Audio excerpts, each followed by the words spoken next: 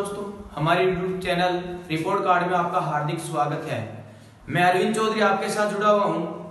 बात कर रहे थे अपन जनरल साइंस का टॉपिक, बायोलॉजी का टॉपिक है कोशिका विज्ञान क्या है, कोशिका के बारे में बात कर रहे थे अपन। एक पिछले क्लास के अंदर कोशिका के बारे में बात की थी कि कोशिका किस प्रकार से होती है, कोशिका कितने प्रकार की होती है, सबसे बड़ी कोशिका कौन सी होती है, सबसे छोटी कोशिका कौन सी होती है, और कोशिका के प्रत्येक भाग का किस प्रकार से अध्ययन किया जाता है, जिसमें अपने कोशिका भित्ति और कोशिका झिल्ली के बारे में विस्तार से अध्ययन कर लिया था। तो अब उसके बारे में अपन आज स्टार्ट करते हैं कि इसके अलावा कौन कौन संरचना आती है जिसके बारे में बात की जाती है, और कौन किन संरचना का मुख्य कार्य क्या होता है, किन संरचनाओं के द्वारा किस कार्य को संपन्न किया जाता है, और संपन्न करने के पश्चात एक कोशिका जीवित बनी रहती है, फिर संपूर्ण कार्य को संपन्न करने के लिए तैयार बनी रहती है। तो बात करें तो दोस्तों अपन कोशिका झिल्ली और कोशिका भित्ति के बारे में बात की अपन, उसके बाद में बात करें अपन कोशिका द्रव्य की। कोशिका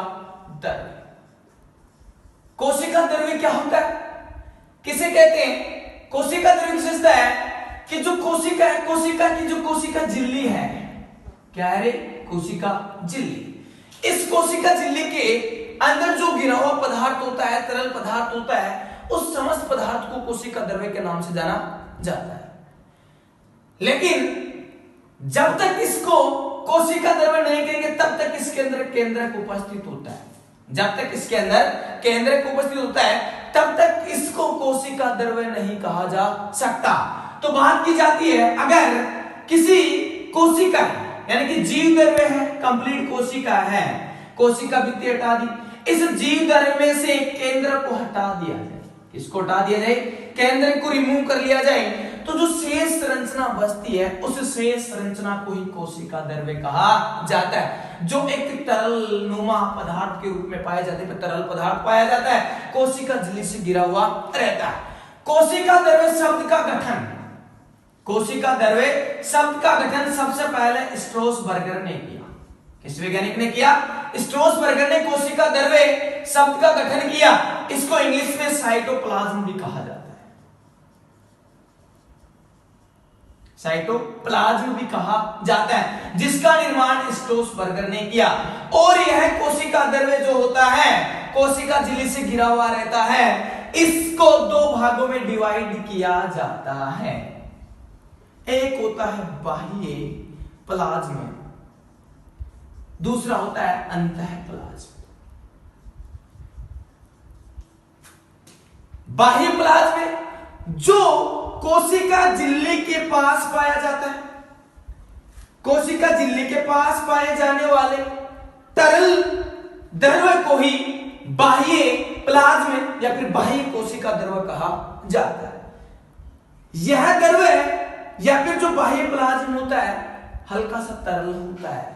कैसा होता है? तरल होता है। जबकि दूसरा होता है अंतःप्लाज्म, यानी कि जो केंद्र होता है, केंद्र भाग, केंद्रक होता है, जहां पर इसके चारों ओर या फिर जो कोशिका उसका केंद्र भाग होता है, मध्य का भाग होता है, उसमें पाए जाने वाले द्रव्य को अंतःप्लाज्म या फिर अंतः कोशिका द्रव्य के नाम से जाना जाता है। क्लियर है? इसके बारे में इतना ही पढ़ा जाता है। जो मध्य के अंदर द्रव्य पाया जाता है वह हल्का सा अर्धठोस पाया जाता है, यानी कि इसी बाह्य प्लाज्म की तुलना में अंतःप्लाज्म थोड़ा सा अर्ध तरल रूप में पाया जाता है, जबकि बाह्य प्लाज्म तरल होता है।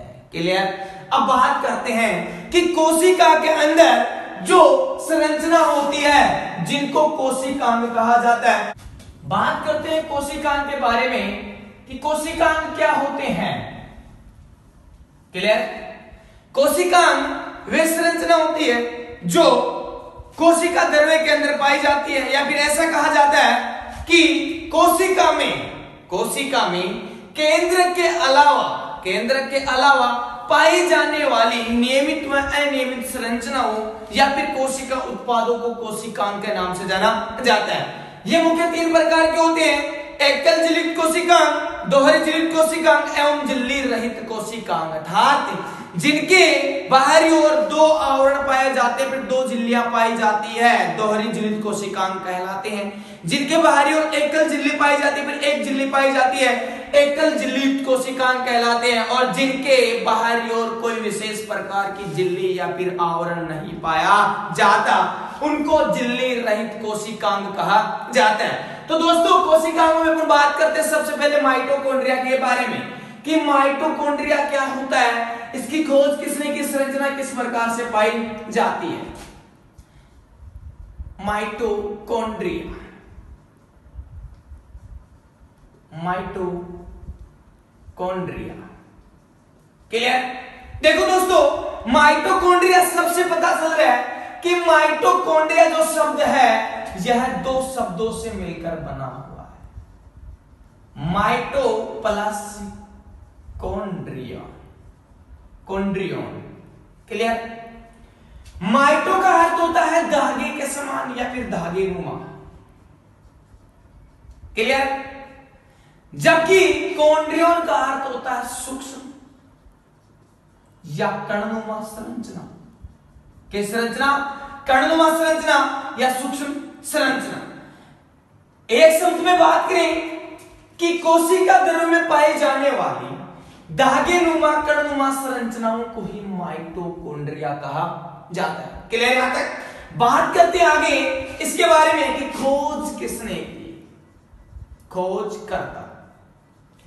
माइटोकॉन्ड्रिया को सबसे पहले कोलिकर नामक वैज्ञानिक ने, कोलिकर नामक वैज्ञानिक ने कीटों की पेशी में देखा, कीटों की पेशियों में देखा।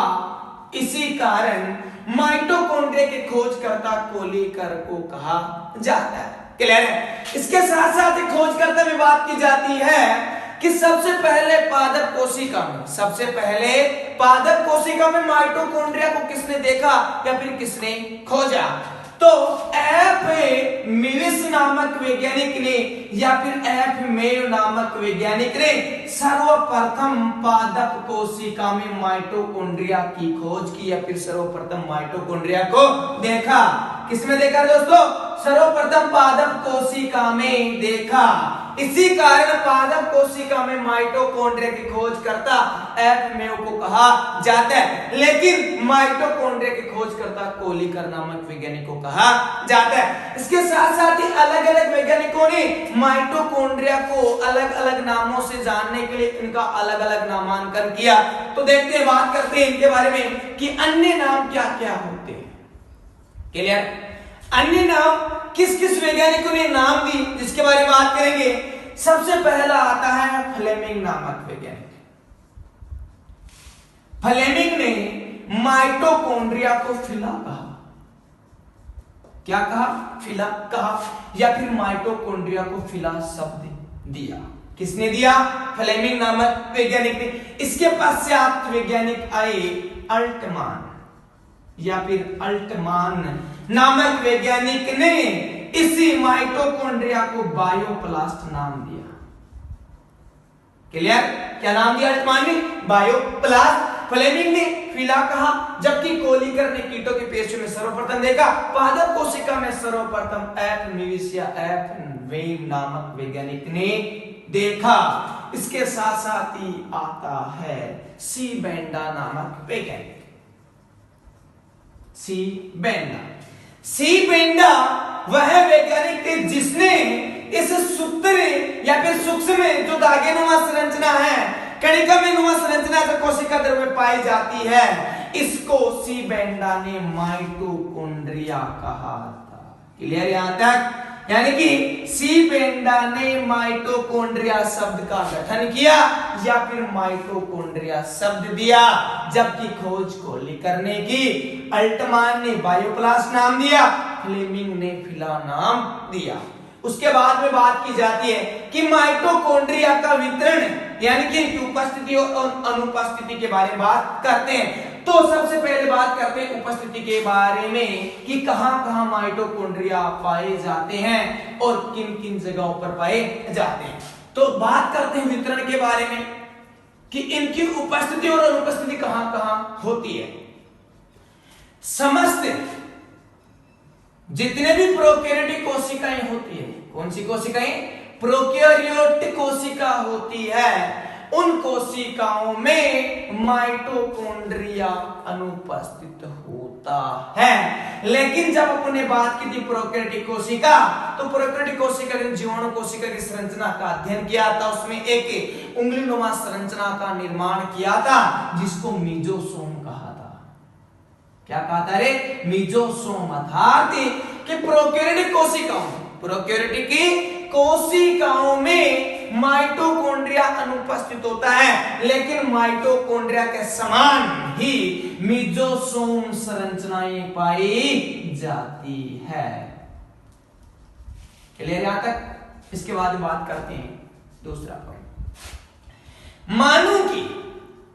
मानव की जो परिपक्व आरबीसी होती है, जो परिपक्व आरबीसी रेड ब्लड सेल्स यानी कि लाल रुधिर कणिकाएं जो कोशिका होती है, उनमें भी माइटोकॉन्ड्रिया हमेशा अनुपस्थित होता है। क्लियर यहां तक?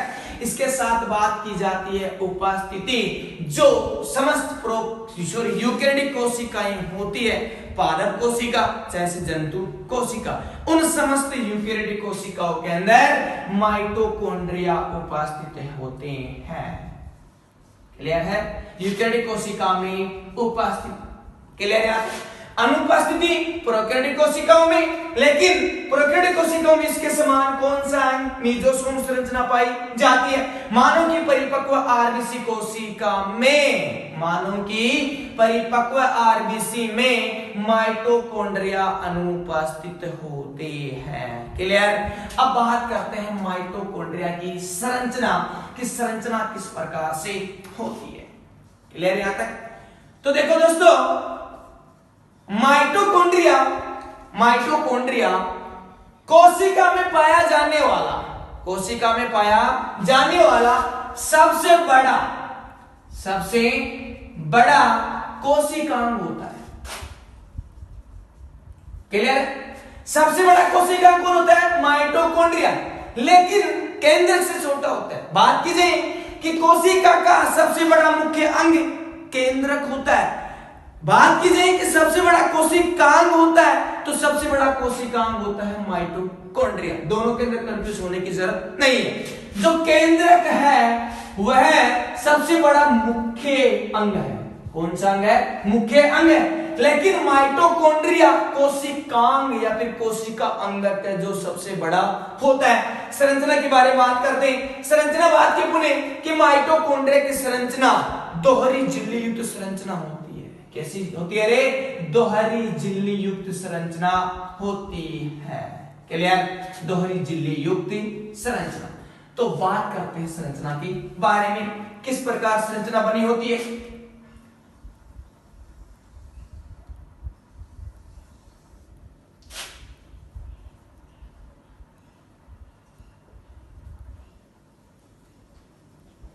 दो झिल्लियां बन गई,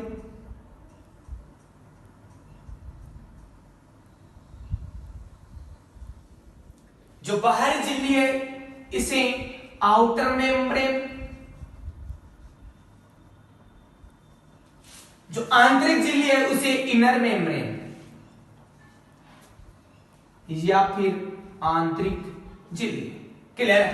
दोनों झिल्लियों के मध्य जो स्पेस पाया जाता है इसे पेरीमाइटोकॉन्ड्रियल स्पेस कहा जाता है या फिर पेरीमाइटोकॉन्ड्रियल अवकाश के नाम से जाना जाता है। पेरीमाइटोकॉन्ड्रियल स्पेस। क्लियर?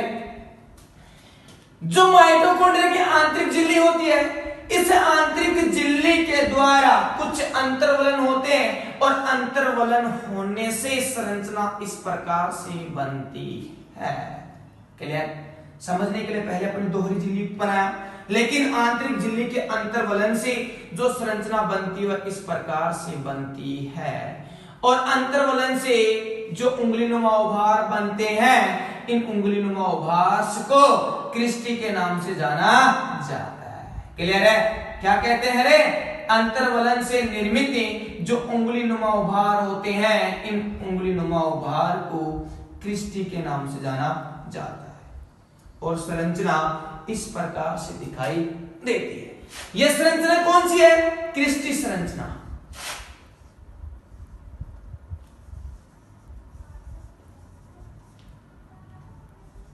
क्रिस्टी संरचना अंगुलिनुमा उभार है, किससे निर्मित होती है? इनर मेम्ब्रेन के अंतर्वलन से। इनर मेम्ब्रेन के अंतर्वलन से क्रिस्टीनुमा संरचना निर्मित होती है।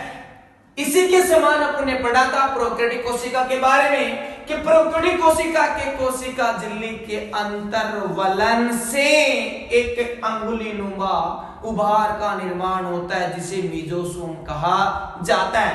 जो मीजोसोम होते हैं वह मीजोसोम संरचना एक्चुअली बनावट में या उत्पत्ति के आधार पर इस क्रिस्टी के समान होती है। कौन? मीजोसोम संरचना, क्योंकि इनका निर्माण भी अंतर्वलन से होता है और मीजोसोम का निर्माण भी कोशिका झिल्ली के अंतर्वलन से होता है, जिस कारण इन दोनों संरचनाओं की उत्पत्ति एक समान होती है। इसी वजह से क्रिस्टी को और मीजोसोम को समान कहा जा सकता है। संरचना है माइटोकॉन्ड्रिया का जो मध्य भाग होता है, माइटोकॉन्ड्रिया का जो मध्य भाग होता है, इस मध्य भाग को मैट्रिक्स कहा जाता है। क्या कहते हैं दोस्तों? मैट्रिक्स या फिर आधात्री कहा जाता है। क्लियर है? माइटोकॉन्ड्रिया को अर्ध स्वायत्त शासी अंग भी कहा जाता है, क्योंकि इसके अंदर स्वयं के राइबोसोम और स्वयं का डीएनए व स्वयं का आरएनए पाया जाता है। क्लियर है?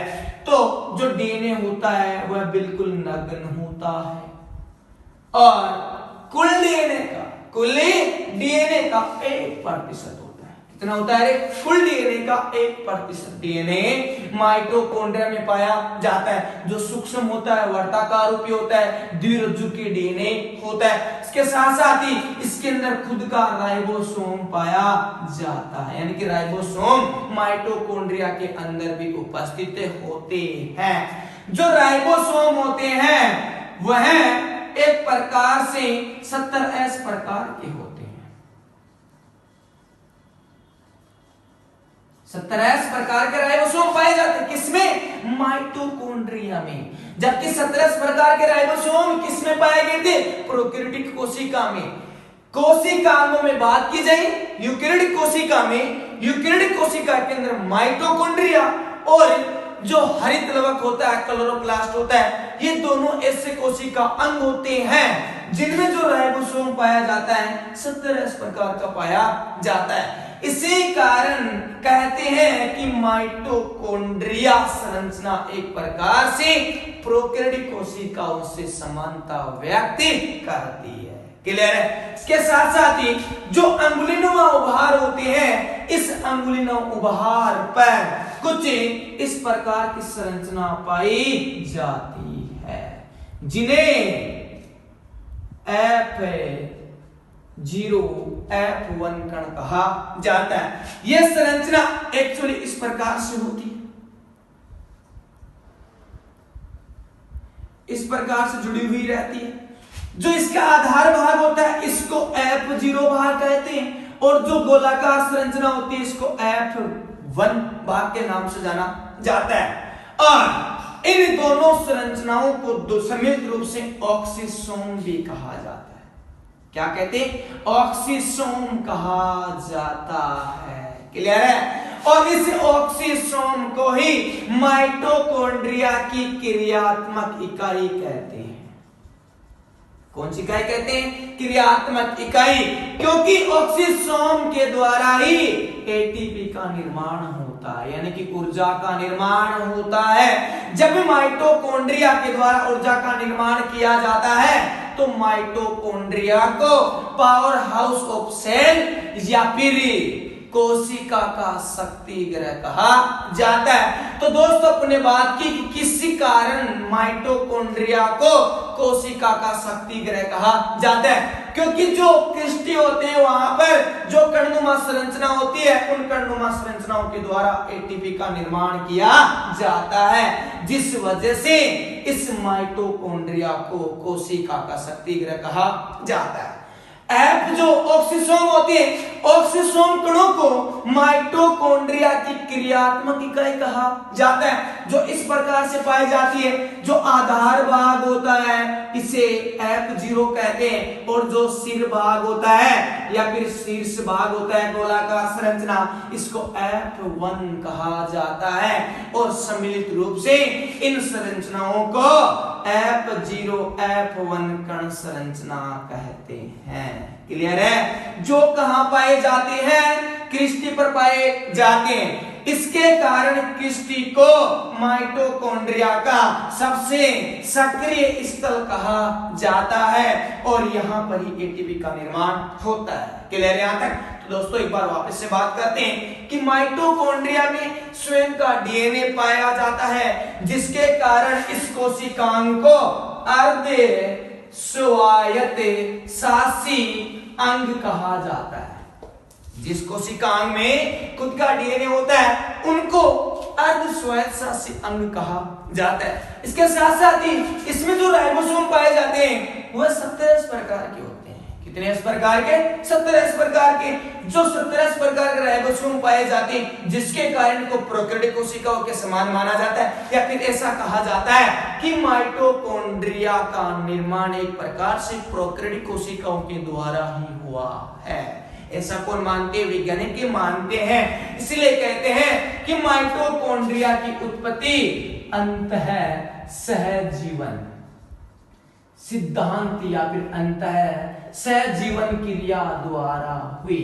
दो कोशिकाओं के आपस में मिलकर कार्य करना, और या फिर एक कोशिका के अंदर समाकलित होकर दूसरी कोशिका का कार्य करना अंतः सहजीवन क्रिया कहलाती है। तो किशन माइटोकॉन्ड्रिया की उत्पत्ति अंतः सहजीवन क्रिया के द्वारा। माइटोकॉन्ड्रिया को अर्धस्वायत्त अंग क्यों कहते हैं? क्योंकि खुद का डीएनए पाया जाता है। क्या पाया जाता है? खुद का डीएनए पाया जाता है। जीवाणु प्रोकैरियोटिक कोशिका समानता क्यों रखते हैं? क्योंकि इसके अंदर राइबोसोम 17 प्रकार का पाया जाता है।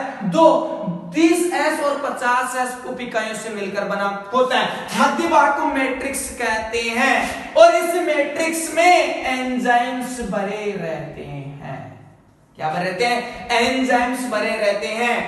एक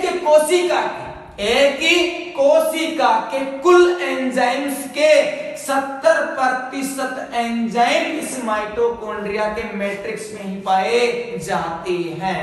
तो बात करें कि कोशिका में सबसे बड़ा जो कोशिकांग होता है माइटोकॉन्ड्रिया, उस माइटोकॉन्ड्रिया में सबसे अधिक 70% एंजाइम समाकलित होते हैं, जिसके कारण माइटोकॉन्ड्रिया के अंदर या फिर माइटोकॉन्ड्रिया के द्वारा श्वसन क्रिया को संपन्न किया जाता है। अर्थात जो क्रेब्स शक्कर क्रिया होती है, क्रेब्स शक्कर क्रिया, वह ETS सिस्टम से इलेक्ट्रॉन ट्रांसपोर्ट सिस्टम, ये दोनों श्वसन की अवस्था है या फिर श्वसन के हैं। जो श्वसन होता है यह माइटोकॉन्ड्रिया के द्वारा ही संपन्न किया जाता है। क्लियर? ये संरचना के बारे में बात की जाती है। इसके साथ साथ ये होता है माइटोकॉन्ड्रिया सबसे बड़ा कोशिकांग है। सबसे अधिक 70% एंजाइम पाए जाते हैं। कुल कोशिका यानी कि कोशिका के कुल जो एंजाइम्स होते हैं 100% एंजाइम, उनमें से 70% एंजाइम तो माइटोकॉन्ड्रिया में पाए जाते हैं। कहां? मैट्रिक्स भाग में पाए जाते हैं। आंतरिक झिल्ली के अंतर्मलन से क्रिस्टीनुमा संरचना बनती है या फिर अंगुलीनुमा संरचना बनती है, जिनको क्रिस्टी कहा जाता है। क्रिस्टी पर कणनुमा संरचना पाई जाती है। इन कणनुमा संरचनाओं को F0 F1 कण कहा जाता है या फिर ऑक्सीसोम कहा जाता है। और जो ऑक्सीसोम होते हैं F1 F0 कण होते हैं, इनको ही माइटोकॉन्ड्रिया की क्रियात्मक इकाई कहा जाता है। फिर बात की जाती है माइटोकॉन्ड्रिया के कार्य, कि माइटोकॉन्ड्रिया कार्य क्या करता है, माइटोकॉन्ड्रिया के द्वारा क्या क्या कार्य संपन्न किए जाते हैं। तो इनका एक ही कार्य आपको याद रखना है, कोई कार्य याद नहीं करना, केवल आपको याद रखना है कि श्वसन के दौरान जो फास्फोलिकरण और कार्बोक्सिलीकरण क्रिया होती है उनका समापन या फिर उनका निर्माण किया जाता है। जब भी कार्बोक्सिलीकरण और फॉस्फोलिकरण क्रिया संपन्न होगी तभी श्वसन क्रिया का निर्माण होता है। और श्वसन क्रिया के अंदर जो क्रेब शक्कर भाग होता है वह क्रेब शक्कर भी इस माइटोकॉन्ड्रिया के अंदर ही संपन्न होता है। क्रेब शक्कर होने के पश्चात जो NADPH2 व FADH2 जो अणु बनते हैं, ऊर्जा के अणु बनते हैं, इनको एटीपी में रूपांतरित करने के लिए इलेक्ट्रॉन ट्रांसपोर्ट सिस्टम यानी कि इलेक्ट्रॉन परिवहन तंत्र भी माइटोकॉन्ड्रिया के अंदर ही संपन्न होता है। तो दोस्तों बात करते हैं कि माइटोकॉन्ड्रिया को एक प्रकार से मुख्य कोशिका अंग या फिर बड़ा कोशिकांग क्यों कहा जाता है। कारण श्वसन क्रिया को संपन्न करता है। किसको करता है? श्वसन क्रिया।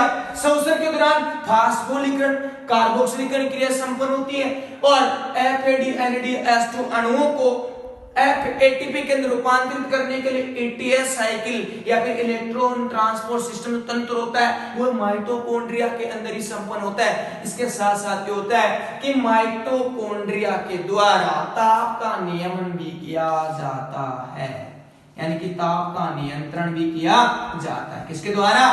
ताप का नियंत्रण माइटोकॉन्ड्रिया के द्वारा किया जाता है, जिस क्रिया को थर्मोजेनेसिस क्रिया के नाम से जाना जाता है। तो आज के इतना ही काफी है माइटोकॉन्ड्रिया तक। आगे बात करते हैं कौन कौन से कोशिका किस प्रकार से कार्य करते हैं। तो थैंक यू दोस्तों, आज के लिए इतना ही बहुत है। ओके।